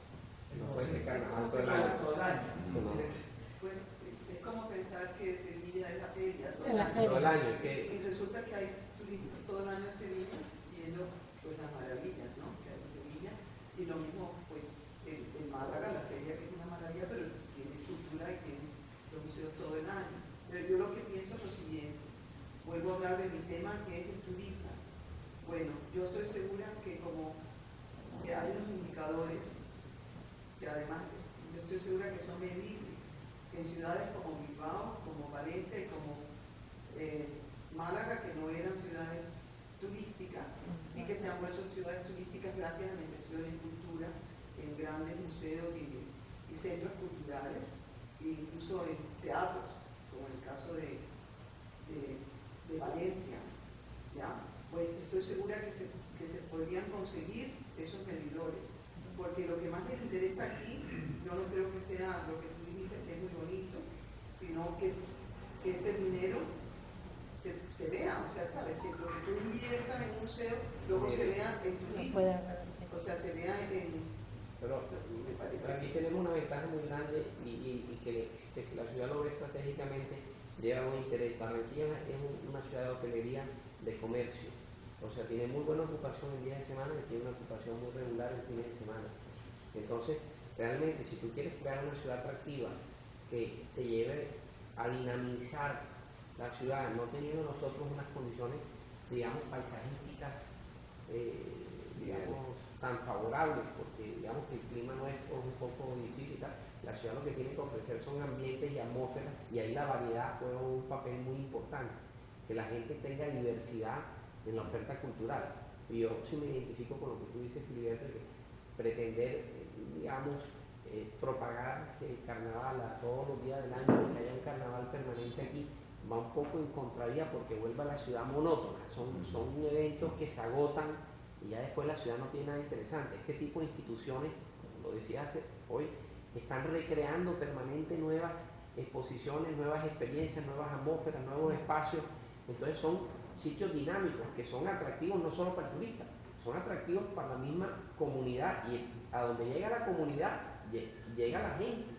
oye, además hay una frase que yo nunca he dejado de pronunciar, y ojalá los gobernantes la tengan en cuenta. Y la leí hace muchos años en un libro, alguien lo dijo. Yo no viviría en una ciudad en la cual yo no me hubiese interesado visitar como turista. O sea, hay que analizarla bien. Entonces, lo primero que conecta a una persona... Perdona, ¿quién dijo eso? No, yo lo leí por... Yo te voy a decir lo contrario. Perdona, pero un momentito, o sea, le voy a explicar. O sea,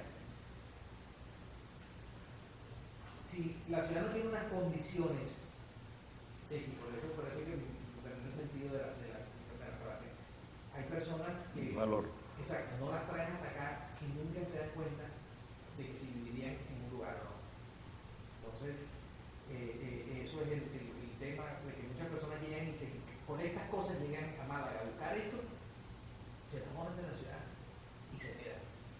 O tratan de hacer un negocio, no sé, eso es lo que nos pasa en Barranquilla. O sea, no tenemos cómo llamar y traer a la gente, y si la gente no se interesa por visitarnos como turistas, no se va a interesar para vivir en la ciudad. Y lo que busca en la ciudad es eso, atraer inversión y personas que vengan a crear puestos de trabajo y todo eso. Entonces, todo va ligado a una cosa con otra. A veces hay proyectos y nichos, ¿no?, que hay que pensarlos bien y que son buenas oportunidades. En Málaga, por ejemplo, ha funcionado muy bien el Festival de Cine Español.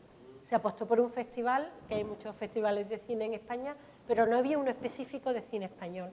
Entonces se hace el Festival de Cine Español, ya lleva muchas ediciones, ocupa un tiempo, ¿no?, en el año, en el que, claro, la ciudad se monopoliza de las actividades, de los estrenos, de los artistas, genera y se ha consolidado y se ha hecho suyo. Entonces, a veces hay que buscar ese tipo de proyectos innovadores, que cuajan bien, que conectan bien, ¿no?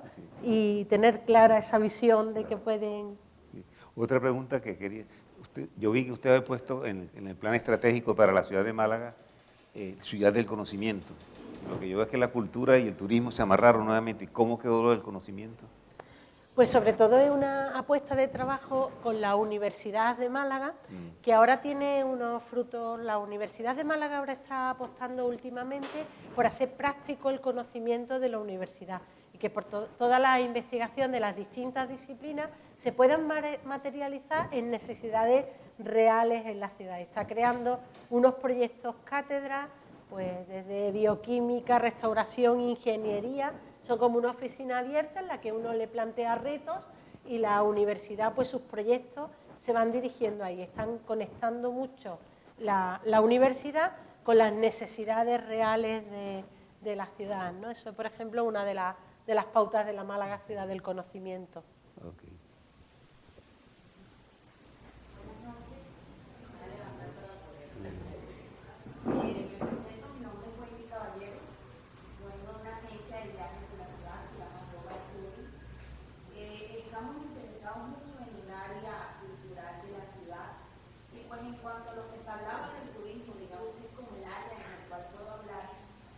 Conocemos que la ciudad actualmente se está desempeñando muchísimo en lo que es el turismo corporativo, ¿verdad?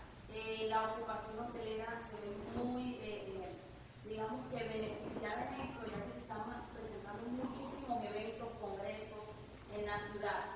En lo que nosotros como agencia, pues, hemos podido notar, ¿verdad?, es que se ve muy poca propuesta por parte de los museos para poder atraer a ese grupo de personas que normalmente son extranjeros o son del interior a hacer un producto, ¿verdad?, en cuanto a agencia y museos o teatros en el que se pueda articular, ¿verdad? De hecho, hace poco nosotros tuvimos un grupo de psicólogos que vinieron para un congreso nacional de psicología del Colegio de la Psicología, que es nacional, y fue un congreso masivo.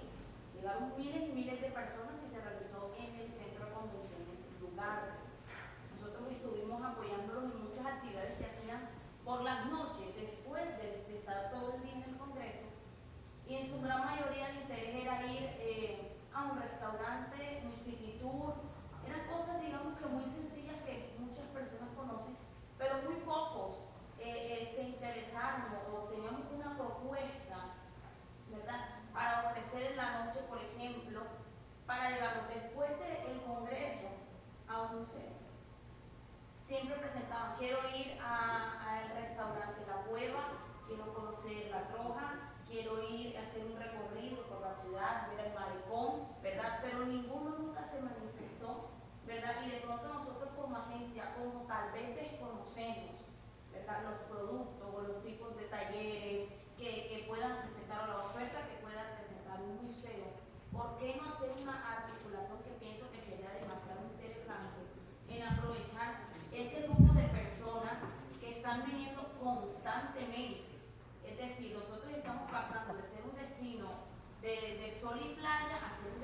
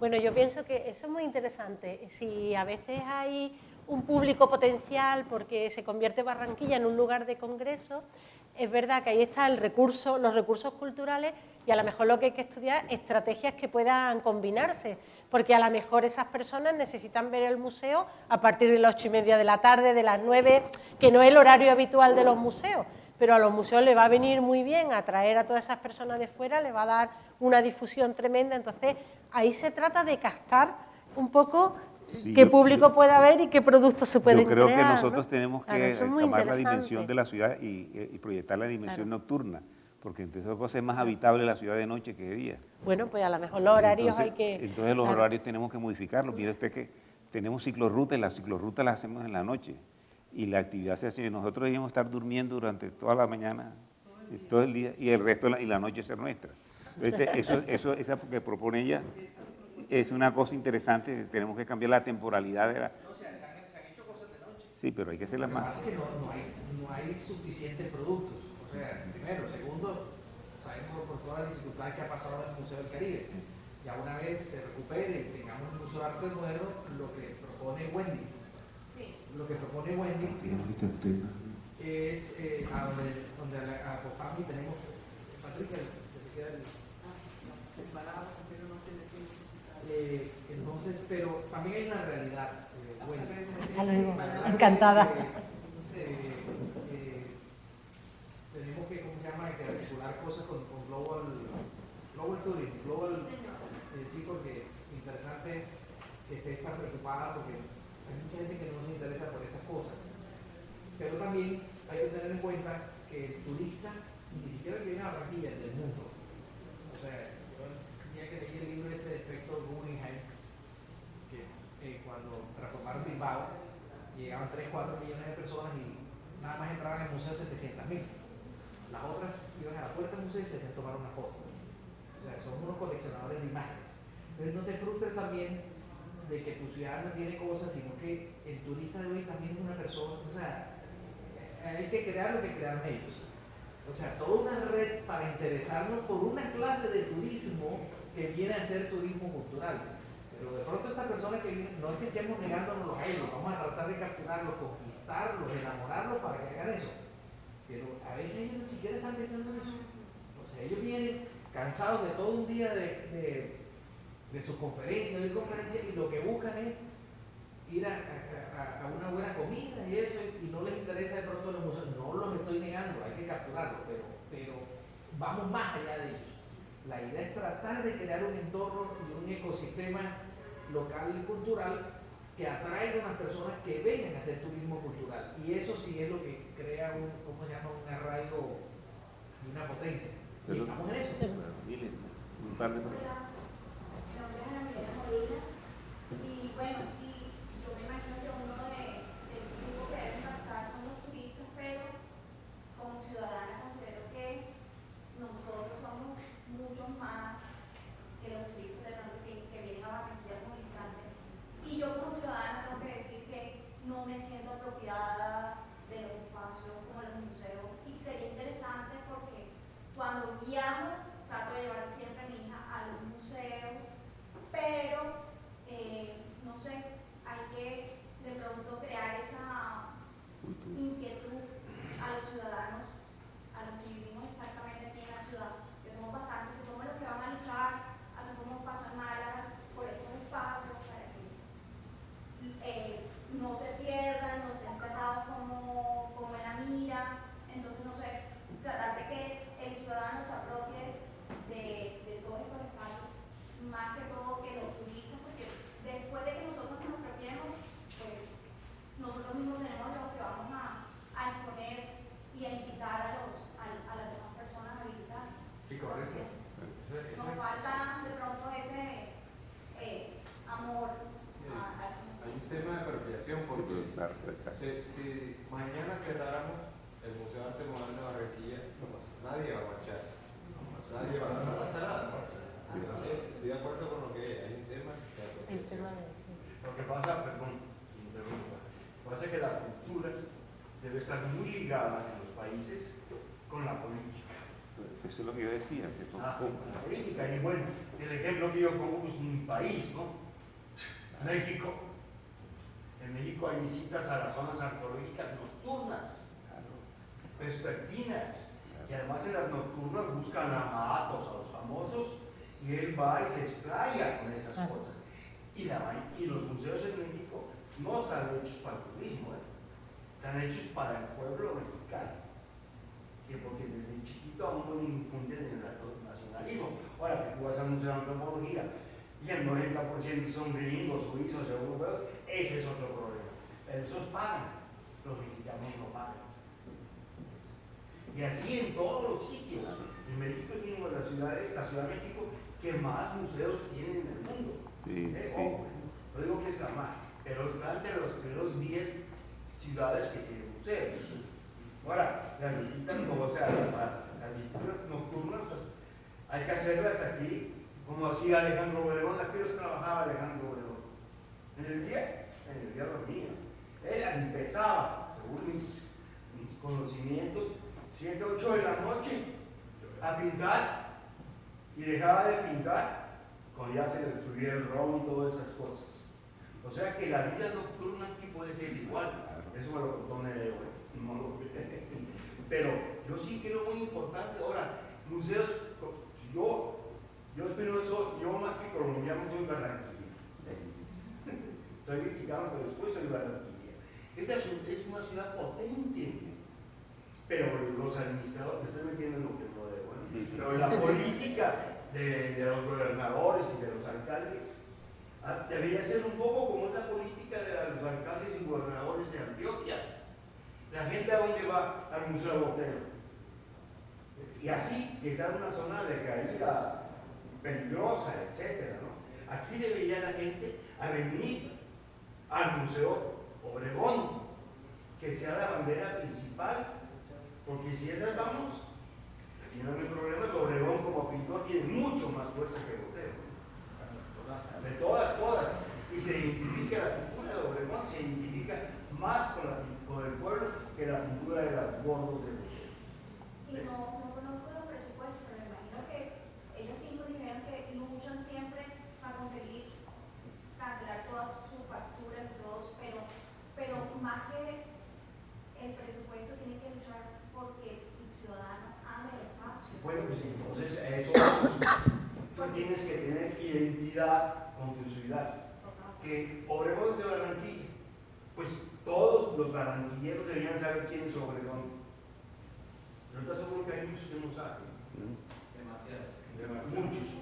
Y a nivel, pues no hay ejemplos, pero a nivel de personas, estudiantes de artes plásticas, no saben quién es Obregón.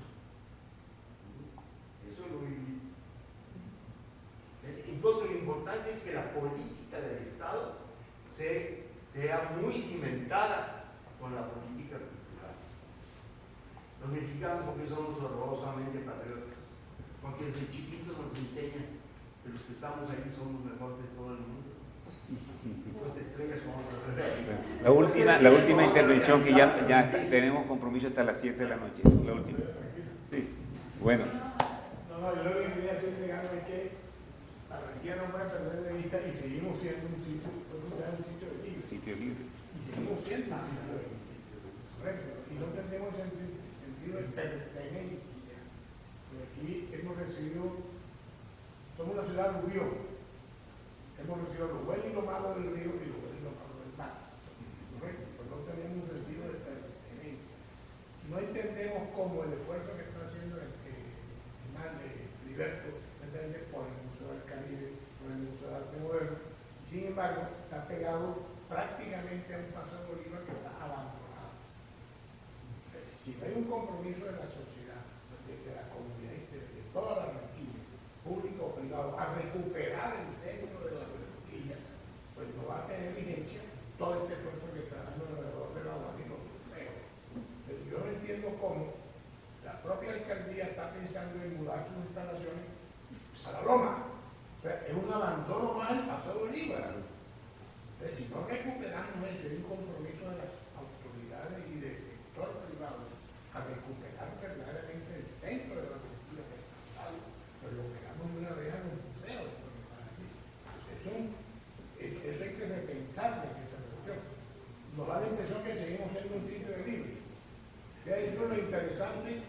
está haciendo, como se puede hacer con el Teatro Villa de la Rosa, en la remodelación del teatro. Si no se para en el teatro y recuperamos esta zona acá de la Alianza, recuperamos las mejoras públicas, podemos darnos que si miramos hacia la izquierda estamos viendo la segunda mitad del siglo XIX de Barranquilla, y si miramos hacia el norte, hacia la derecha, estamos viendo el siglo XX de Barranquilla. Evidentemente lo interesante que sería recuperar esa zona, recuperar el barrio abajo con Montecristo y recuperar el playa. Perdón, que ya es un museo de arquitectura. Sí. Museo vivo, sí. Bueno, muchas gracias por su participación y las inquietudes que nos dejaron.